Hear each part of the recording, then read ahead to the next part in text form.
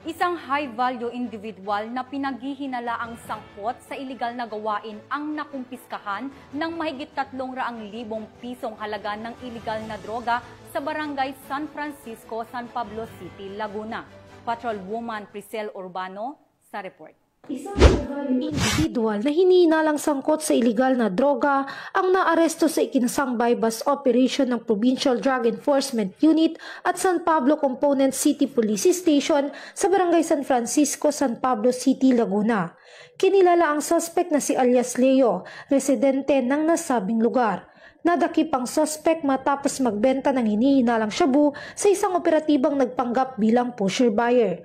Nasamsam naman mula sa kanya ang 2 heat-sealed transparent plastic sachet na naglalaman ng tinatayang 50 gramo ng hinihinalang shabu na nagkakahalaga ng humigit kumulang 340,000 pesos.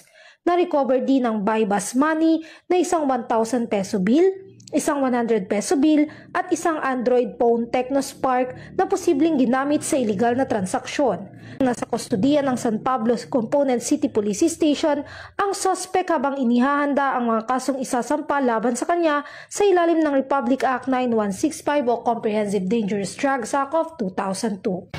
Mula dito sa PRO Calabarzon, ako ang inyong Police News Network Correspondent, Patrolwoman Priscel Urbano. Alagad ng batas, tagataguyod ng balitang pulis.